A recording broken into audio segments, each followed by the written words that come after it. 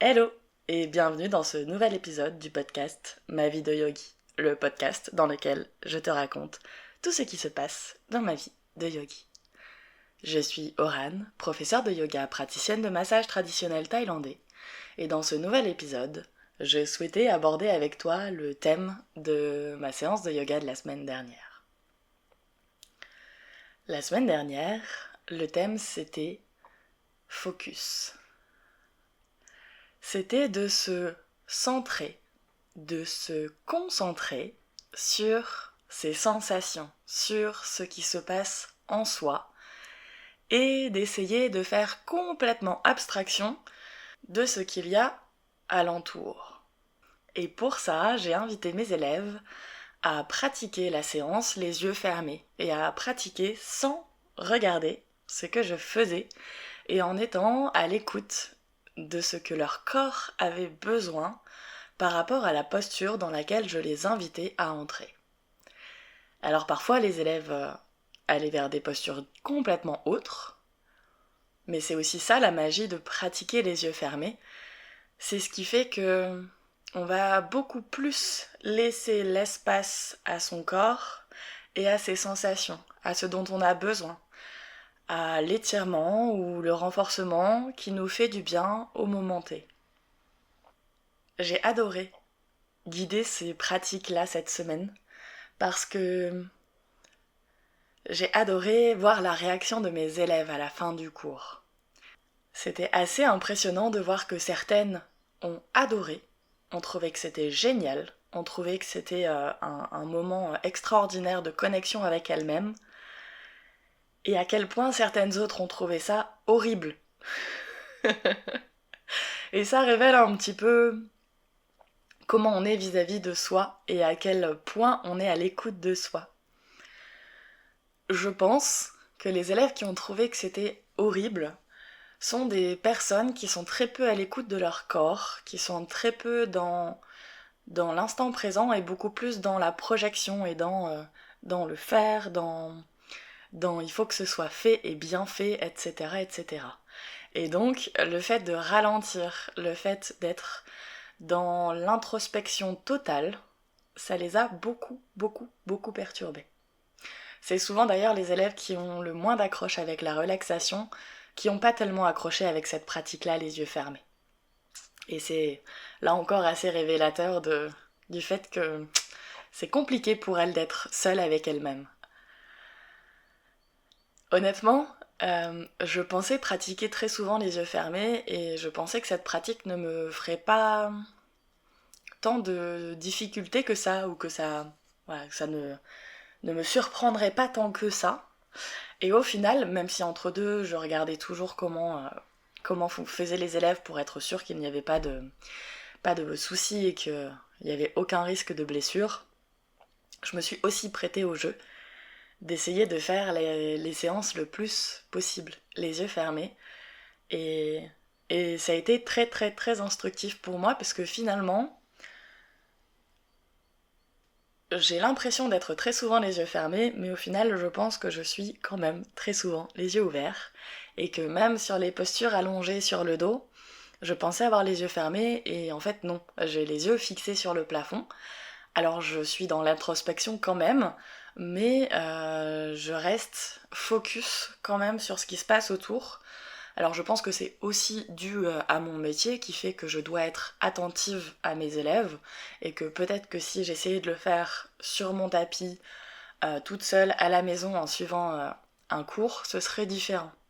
Et je pense réellement que c'est différent, mais en tout cas, dans une salle avec mes élèves, eh ben ça n'a pas été tellement le cas, et je me suis surprise très souvent à rouvrir les yeux. Pas nécessairement à regarder les élèves parce que le moment d'introspection était vraiment pour moi important, donc souvent j'avais les yeux fermés vers le sol, les yeux ouverts vers le sol, donc vers le tapis, vers le parquet ou vers le plafond, ce qui est déjà le cas au final quand j'enseigne le reste du temps, mais très peu de fois j'ai réussi à garder les yeux fermés longtemps. Et c'est aussi assez révélateur d'une prof de yoga qui est attentive à ses élèves. Alors je ne suis pas là pour me passer de la pommade, hein, réellement. C'est juste que ça m'a permis de me rendre compte à quel point au final je suis attentive à ce qui se passe dans ma salle, même quand j'ai l'impression de pas l'être vraiment. Il m'est arrivé plusieurs fois au cours de mes années de pratique et d'enseignement du yoga de me dire que quand même j'exagérais, j'étais très peu à regarder les élèves, que je restais pas le regard porté vers elles, que une fois que j'avais vérifié que tout le monde était dans la posture sans risque de blessure, je me remettais en introspection, en regard vers le bas, en écoute de ce qui se passe en moi. Et au final, je me rends compte que dans une séance où j'aurais pu totalement laisser les élèves libres de leurs mouvements sans jamais chercher à vérifier que c'était ok pour elles, eh bien, instinctivement, je vérifiais que c'était ok pour elles. Je restais vigilante et attentive à ce que mes élèves vivaient. Alors je mets au féminin parce que 99% de mes élèves sont des femmes. J'ai 2 hommes en tout et pour tout sur mes cours collectifs cette année. Donc on va dire que c'est du féminin inclusif. Ne soyez pas choqués si j'utilise le féminin tout le temps. C'est simplement que à l'heure d'aujourd'hui, la majorité des cours de yoga sont finalement pratiqués par des femmes. Voilà un petit peu pour le partage du jour sur ma vie de yogi, ma vie de prof de yoga. J'ai trouvé ça hyper instructif en fait de voir à quel point changer un paramètre dans une séance de yoga, ça pouvait tout changer sur la perception des élèves.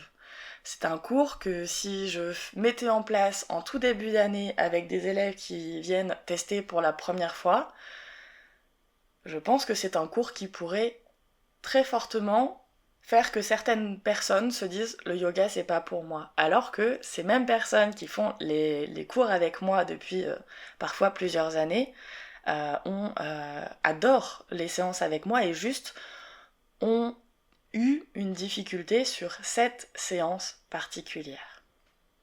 Et là où je veux en venir, c'est que il n'y a pas qu'une sorte de yoga, et qu'il y a autant de sortes de yoga que de profs de yoga, voire même plus de sortes de yoga que de profs de yoga.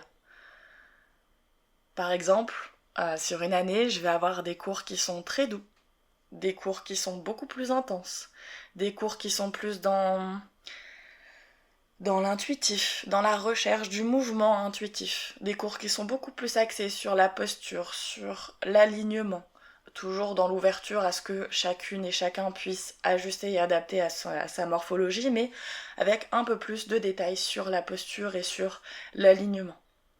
Et au final, tout ça, c'est ce qui fait que mon cours de yoga est tel qu'il est, que mon enseignement du yoga est tel qu'il est. J'aime à dire que j'enseigne un yoga du quotidien, et je pense que les différentes facettes de mon enseignement du yoga permet justement de s'adapter au quotidien. Ça permet de s'adapter au moment où on a un coup de mou, où on est un petit peu plus fatigué, où on est un petit peu plus sollicité à l'extérieur et où on a besoin d'être un peu plus dans le retour à soi. Au contraire, des moments où on est beaucoup plus dynamique, où on a besoin de plus de dynamisme et où on peut facilement arriver vers des séances plus intenses, etc., etc. Et ce yoga du quotidien, comme je l'appelle, c'est vraiment un yoga qui permet de pouvoir par la suite piocher dans ce qu'on apprend en cours avec moi pour pouvoir le remettre en place à la maison en fonction de nos besoins. Et c'est aussi ce que j'essaye de vous partager dans le programme Ode à ma vie, le programme dans lequel je vous partage tout ce qui se passe et tout ce que moi j'ai mis en place pour apprendre à m'aimer, à me sentir bien dans mon corps, dans ma tête, dans ma vie et dans ce que je représente au monde. Et ce programme, il me tient énormément à cœur puisque c'est vraiment 10 ans de cheminement personnel. Et je sais que ce cheminement, il est encore en cours aujourd'hui pour moi, mais quand je vois déjà avec le recul tout ce que j'ai pu changer avec ces quelques techniques, je ne me vois pas attendre d'avoir l'impression d'être arrivée au bout pour vous partager ces techniques-là. Donc même si j'ai encore du chemin à faire, j'ai décidé de lancer ce programme et de vous partager toutes ces choses qui moi, m'ont aidé et m'aident encore à me sentir bien dans ma vie, dans ma tête et dans mon corps. Donc si vous voulez en savoir plus sur Ode à ma vie, je vous mets dans les liens de description du podcast toutes les informations pour y avoir accès, la page de vente.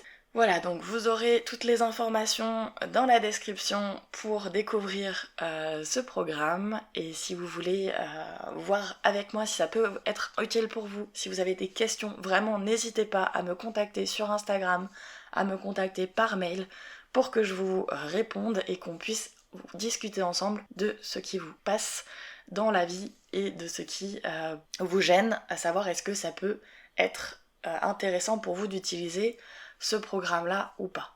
Mon but n'est pas de vendre Ode à ma vie à tout le monde, mais vraiment uniquement aux personnes qui en ont besoin. Voilà pour moi, je vais m'arrêter ici, je vous souhaite une très très belle fin de journée, prenez grand soin de vous. Namasté.